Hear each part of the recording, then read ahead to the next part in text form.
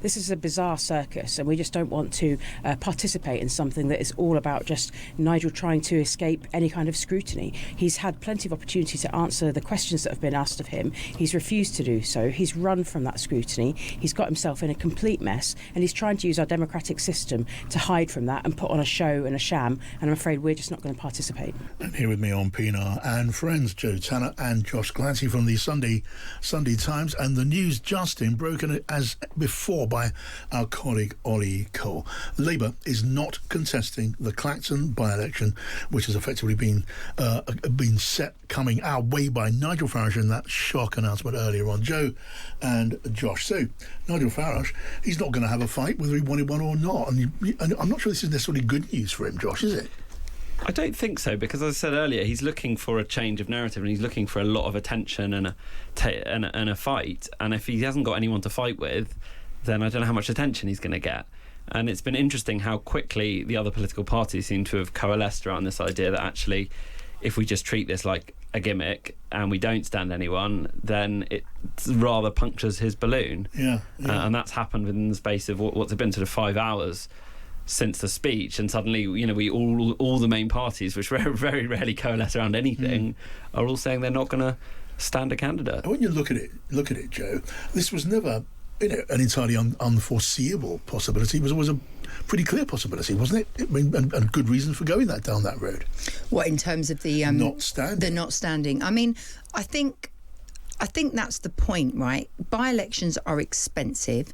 They take up a lot of resource. They take up a lot of time. And for Burnham, I can see why it would not be particularly advantageous or appealing. And actually for Nigel Farage and what the parties really want at the moment, they want the scrutiny of him.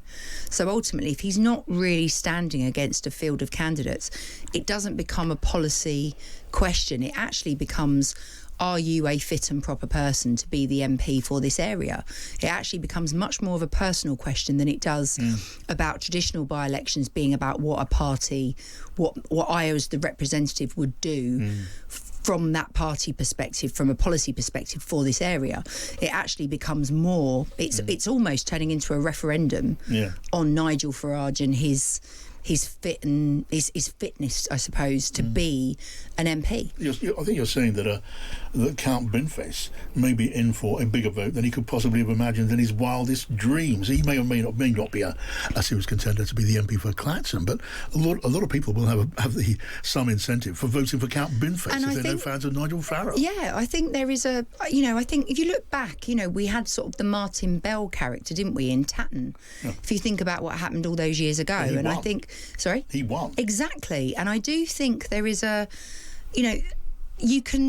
you can really, if you get into the frenzy around an election, a by-election in particular, and you buy into the kind of the arguments and the dominance of the debate, which happens in a by-election situation when it is something of significance in the way that we saw in Makerfield, there aren't that many by-elections that do that, but they often are because of the people involved.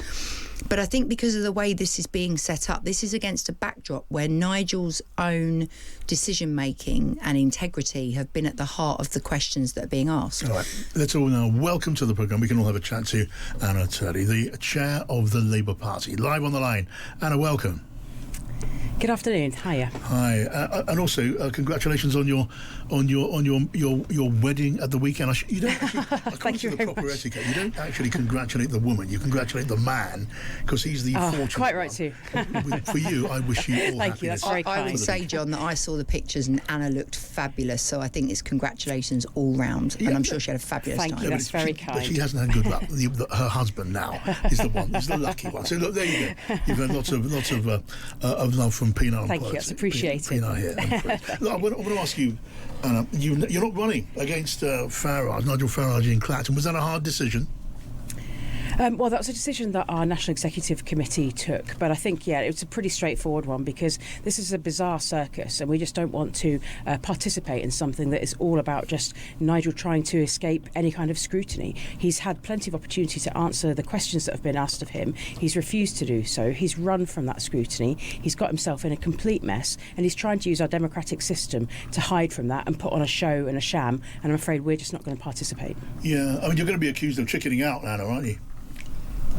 Well, they can accuse us of whatever they like, but the chicken here is Nigel Farage, who hasn't answered any questions, who's been dodging scrutiny. I mean, today, none of you journalists were invited to his statement. It was a piece of sort of propaganda. He's the one that's dodging scrutiny. He's the one that's avoiding questions. He's had months to answer questions about where the money came from, why he didn't declare it, what he spent it on, why he's associating with known criminals, why he's earning £20,000 an hour advocating for gold bullion. These are all sorts of questions that he's just hidden from and refusing to answer. And I hope this by-election that he's called to try and distract from this actually focuses on those real issues so that we can see exactly what he's been doing with his time over the last 2 years. Josh Glancy from the Sunday Times and Joe Tanner are here with me. Josh. Anna, hi. Josh Glancy here. Just wondering, on the subject of scrutiny and answering questions, I mean, I think we in the media would all love to ask Andy Burnham some more questions. You know, he could be in Downing Street in 2 weeks. We didn't have a leadership, or it doesn't look like we're going to have a leadership campaign in the Labour Party. And, he's come into Parliament very suddenly and is going to be our Prime Minister. Is he getting enough scrutiny, do you think? Well, firstly, can I congratulate you guys on brilliant investigative journalism, by the way. It's been really good to see. Unfortunately, I can't take any credit for that. There's not enough of, there's not enough of that around. So thank you for what you did. But yeah, look, we haven't even opened our leadership contest yet. That's the reality. I know, obviously Andy is at the moment the front runner and the person that we, expect likely to put himself forward. But that will take place in due time. And you have, I'm sure, plenty of opportunity to scrutinise Andy. I know that he will want to be open and transparent. He's at the moment building his policy agenda and his team. Of course, things have happened pretty quickly, but we wanted to make sure that our priority as the Labour Party was to focus on keeping government stable, keeping government secure, and continuing to focus on the issues that people care about and running the country in the meantime while we have this transition. So I look forward to you all getting the opportunity to scrutinise Andy over the coming days and weeks, because we still have a Prime Minister at the moment. I think it's really important to remember that. That's true. And that's what we're focused on. So you've got a Prime Minister and you've got a new one coming, and just as Nigel Farage and reform were a big problem for Keir Starmer, they're going to be a big problem for Andy Burnham too, because although you may argue and you may feel it and mean it that this is a lot to do with principles of transparency and so on, it is also for you about trying to neutralise a potentially lethal threat to the Labour Party from Reform UK, and you hope this is going to deliver that. Well, the priority for us is to make sure that we actually, win over the British public. That's what we're focused on doing. We want to make sure that we've got the right agenda, that we're continuing to deliver for people in government on the things they really care about: the cost of living, bringing down immigration, cutting crime, as we have done successfully over the last 2 years, getting more money in people's pockets, and getting Britain back on the global stage. These are the things that we want to continue to do, while at the same time doing some brilliant things around lifting 500,000 children out of poverty, getting the NHS back on its feet. We're going to continue to focus on those things, and then it's up to us to make sure we convince the British people by setting out how that affects them and make that they feel the difference that Labour government is making to them. Yeah, but the pursuit of Nigel Farage, he's saying it's all part of a political conspiracy. Now look, it may not be a conspiracy, but it's certainly very political. You hope to take out Nigel Farage. You put in the complaints. Yeah, you say you've got a point in principle in putting in the complaints to not just the Commissioner for Standards at Westminster, but also the Competition and Marketing Authority. But the ultimate aim there is to try and blow away the party that could mean Labour does not get a second term. And there's no denying that. This is politics, Anna, isn't it?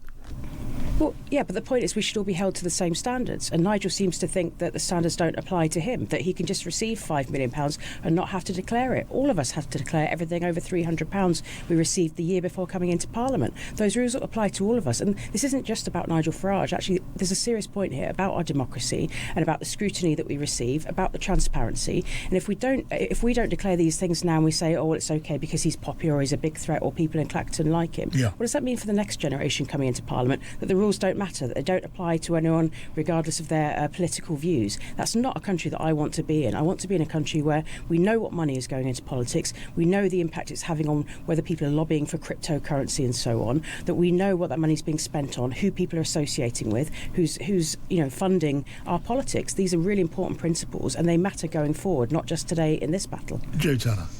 Anna, it's I think you make some really important points about the donations issue, but is there also not a concern that actually deciding not to stand candidates means that there is a risk that the people of Clacton will actually be really angry about the fact that they are not being given a proper democratic choice?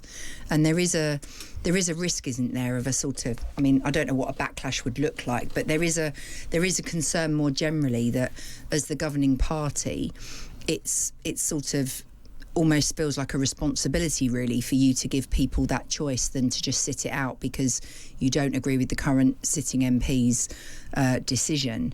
And I guess that's potentially a bit of a risk for you in terms of how people might view it. I completely understand that point, and we took all this into consideration when making the decision today, because I'm a Labour voter. I want to vote for a Labour MP, whether I live in a seat that's got a huge majority from a different party, or whether I'm in a borderline seat.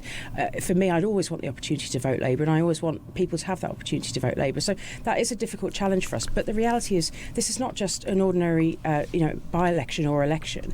The people of Clacton chose their MP in 2024. He has a 5-year mandate. He is elected on that. They've made their choice. They have their MP, and it's bizarre for him to go out and try and sort of facilitate and create an MP just because he wants to bypass scrutiny. He wants to bypass institutions that were set up to hold us all to account and make sure that we all believe in a kind of free and fair democracy. That's not a normal situation. That's not a normal place to be. So I understand why people might feel that, but I think it's probably quite likely, and I'm not going to preempt where the Commissioner's inquiry is going, but there may well be another by-election in a few months' time where we can see, and the evidence is there about Nigel Farage's misdemeanours without prejudging anything, and then I think the people of Clacton may well get another opportunity over the next few months to vote again. So does that mean, Anna, Joe, come back in just a second, does that mean that as and when Nigel Farage comes back, and they'll resume the investigation, and if that goes against Farage, then we're going to be in the realm of discussing the possibility